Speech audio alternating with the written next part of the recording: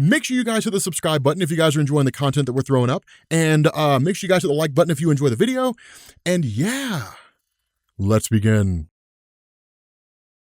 Okay, so picking up with Darkseid War Act 2, which we never did here on Comics Explained, we are currently joining with the aftermath of Darkseid dying. And this is where people are kind of panicking and people don't really know what to do, right? I mean, Darkseid kind of represented this immutable, indestructible force that existed out there in the multiverse. And with his death, which was thought to be impossible, people are just kind of shocked by it. And so the first person to really express the concern over what's happened is the Black Racer, is the Flash. And it's one of these things where you would expect the response of Barry Allen to be, somebody get this off of me, right? Somebody get this thing off of me. I don't want to be bonded to it. I want to be away from this. You know, I value life. I don't want to be bonded to a being that literally embodies death. But instead, you know, you kind of have this response by Mr. Miracle in saying that, like, once, you know, the aspect of death is bonded to a host, it cannot be undone until death leaves that host or that physical host dies or something along those lines. And the response of Barry is, no, you don't understand. I want to control this, right? I don't want to get rid of it. I want to control this, right? So he is more or less being corrupted by this death entity that's taken over him. From there, you switch over to Superman and Lex Luthor. And again, Superman's corrupted by the fact that he was thrown in these solar pits. And it brings out every bit of anger and wrath that he has,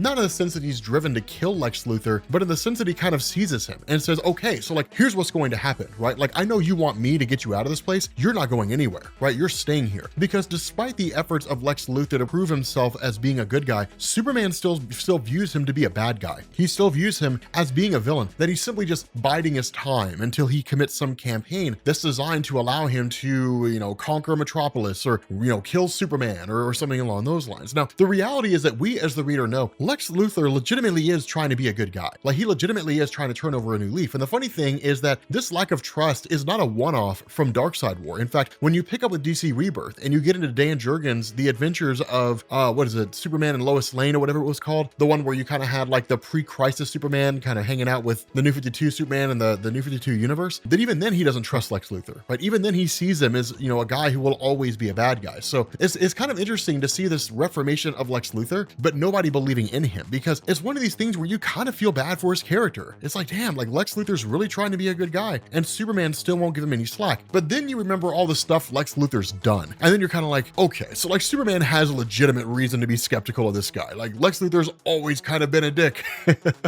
But ultimately Superman just leaves him there, right? He just kind of knocks him to the side and leaves him there and kind of gives him this ultimatum. If you come back to Earth, I will tear you apart, right? I'll kill you. I'll crush you just like I did with your armor. And so from there you switch over to Batman and to Hal Jordan. And this is where things kind of got a little murky with Bruce Wayne. That Hal Jordan, you know, where Batman's like, Darkseid's dead, the war's over, it's time to go home. The response of Hal is, what about the anti-monitor, right? And the response of Batman is, he touched the anti-life equation, right? That turned him into the monster that he is. Now he's ejecting it from his body. And so when that's done, he's going to go back to being who he was before. Let's just split, right? Let's go our own way. And Batman actually intends to take the Mobius chair back to Gotham and then use it as a means to fight crime in Gotham. Now here's the problem with that, right? Here's the biggest issue with that, is it kind of stretches the limits of what Batman believes as a superhero, right? Whether you agree with him or disagree with him, the idea behind Batman is it'd be great to stay one step ahead of what people intend to do. But the problem with Batman with this Mobius chair is most likely it would corrupt him and push him to the point that he would start getting involved in pre-crime.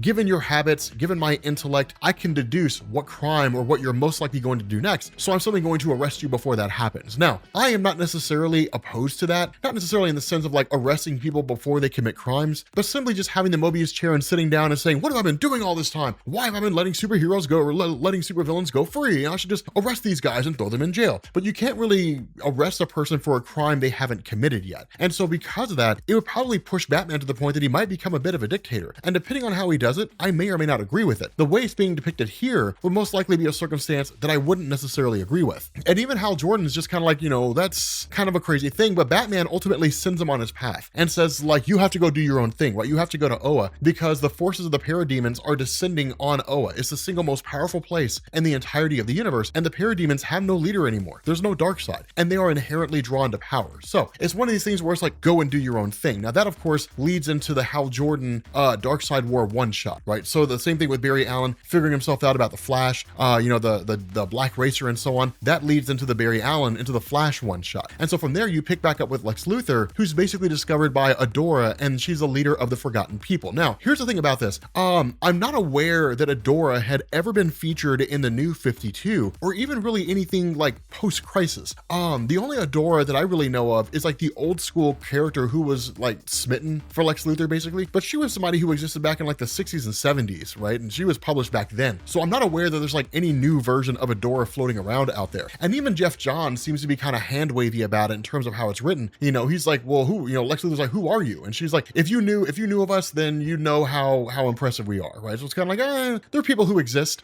and that's basically it, right? That's really the only explanation that we get. And in fact, the idea behind the Forgotten People seems to be that they're just one of the tribes that exist out there on Apokolips that have somehow managed to escape the rule of Darkseid, or they just kind of biding their time until Darkseid's death. And the latter seems to be the case, because she talks about a blind prophet who basically writes that the night that Darkseid dies, that a human will appear on Apokolips, and that human would change everything, right? It'd be the greatest hero from the world that they hail from a place called Metropolis. They would have saved this world multiple times. They would be an orphan. They would be humbled by being the child of farmers. They would seek truth and embodiment of justice. She's describing Superman, is basically what she's describing. Granted, he's not really human, but the fact that he desires to be one of them and they adopt him into their ranks, he might as well be. The other thing about this, though, and that's what's kind of ironic, is it could also be Lex Luthor. Granted, he's not really the son of a farmer, but everything else that he's aspiring to become what Superman is. Whether he wants to admit it or not, that's what he's shooting for. And so when she asked the question, are you this man? His response is, yes, I am. Now, the indication here is he's kind of doing it in a duplicitous way, where it's like, yeah, of course I'm the guy you're looking for. Definitely. What do you need me to do? You know, that kind of a thing. You know, that kind of a, villainous sort of thing that he's doing.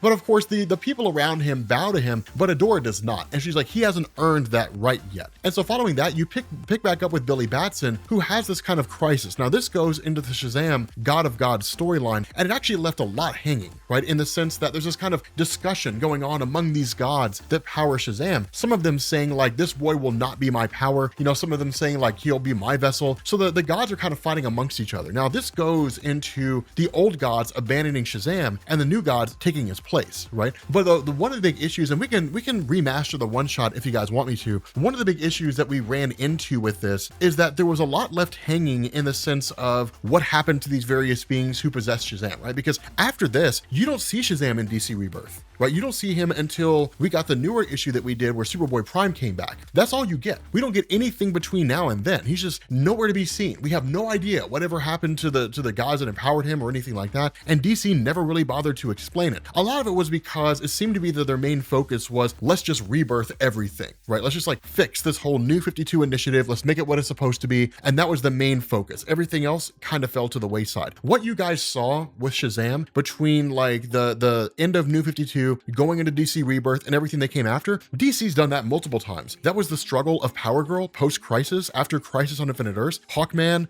like all that kind of stuff. It's happened multiple times, right? Stuff just slips through the cracks, which I think is really more a reflection of a lack of organization than anything else. But while Shazam essentially takes off, all you really have left are like Cyborg, and you've got like Jessica Cruz, you know, and like that's it. You only really have, and you have Wonder Woman, you got like a couple people here. And of course, this leads to the remnants of the forces of Darkseid seizing onto them and kind of initiating a great big huge fight. Now, the cool thing to come out of this is that picking back up with Lex Luthor, he's taken by the Forgotten People and basically brought to this place as kind of a great big huge power harvester. And the reason why is that when Darkseid died, his Omega Sanction, the source of all of his power, left his body and came arriving back to the planet of Apokolips. And the reason why seemed to be a kind of failsafe, that when this happens, that it'll stay there until it's bonded to a new host, whether it's Darkseid or somebody else. And so when the Omega effect comes back, because Lex Luthor is hooked up to this whole system, it'll bond to him. And if he truly is the person that the blind prophet's prophecy foretold, then it'll bond to him successfully. And Lex Luthor will in effect become the new Darkseid. And so what you end up doing is switching back over to Earth with Grail and with Mariana Black. And while the two of them are talking, we end up learning that the Anti-Monitor, or Mobius, has put himself in a kind of cocoon, that he's wrapped himself in this cocoon for the purpose of getting himself cleared up, right? Of allowing him to purge himself of the anti-life equation. And so where the bonding process with Lex Luthor is successful, and Lex Luthor does become what is in effect the new Darkseid, the fight between the forces of Wonder Woman and Cyborg and Mr. Miracle and the Justice League that's left, and the forces of like Steppenwolf and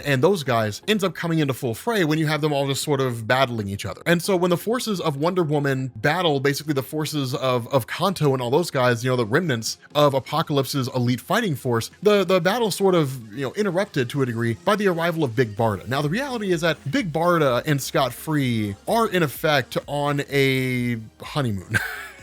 Following their marriage. But no one's supposed to know that they got married, right? Because Granny Goodness, the leader of the Furies, if she found out, she would come hunting for Big Barda and Scott Free and try to kill them both. And they would never relent. That's the thing to understand. They would never relent. Like they would never ever back off or anything like that. They would always come after them. Even if they were defeated, they would go back, they would regroup, and they would come back again. And so Scott Free and Big Barda would spend their entire lives essentially looking over their shoulders. And so where she comes in, Big Barda immediately kills Kanto, and then in turn, she turns to the rest of the forces that she kind of tells them, look, like, back off, right? You stay away, we stay away. Darkseid's dead. There's nobody giving you direction or instruction anymore. You're not being lorded over by any kind of multiversal god, demon, entity, whatever, or anything like that. Just go let us live in peace. And the response of Lashina and all them is, no, we are not going to. You chose to forego the black oath of the Furies. You betrayed us, and we will never forget that betrayal. We will always come for you. We will always come back and get you. And so following that, you kind of jump back to Grail and Mariana Black. And the whole discussion between the two of them is the idea of the Anti-Monitor purging himself of the anti-life equation, of Mobius reverting back to his previous form. And that's when you see this discussion that goes on where she kind of reveals that was the whole intention behind it all. That while she's talking, of course, Superman arrives back on the scene and immediately goes to attack Steve Trevor, right? Because it's kind of like, you know, to a degree, you're squeezing in on my girl, right? Because Superman and Wonder Woman were a thing at one point in time, but he kind of shows back up on the scene. And so while all that's going on, Shazam's basically gone out doing his own thing. Flash is having this existential crisis in relation to the Black Racer. The Justice League is just kind of all over the place, right? Either they're incapacitated, they're hanging on by a string, or they're basically out and about having nothing to do except deal with their own personal crises. That with the Anti-Monitor finally purging the anti-life equation from himself, Grail takes it, right? And that's when we realize this was all based on the idea of her achieving the anti-life equation. That's what she was shooting for. This whole war was initiated by her. Even her mom's campaign was seeing the death of Darkseid was kind of modified and deviated by Grail herself. She instigated this entire conflict so she could seize the anti-life equation for herself. And the reason why, the whole motivation behind this is she felt like death was too good for Darkseid, that she intended to basically bond, or at least does intend to find a way to resurrect Darkseid and then bond the anti-life equation to him, and then in turn subjugate Darkseid. So with that being said, guys, we're gonna bring this video to an end. If you are new here to Comics Explained, make sure you guys hit the sub button to become part of the Rob Corps. If you guys enjoyed this video, make sure you drop a like,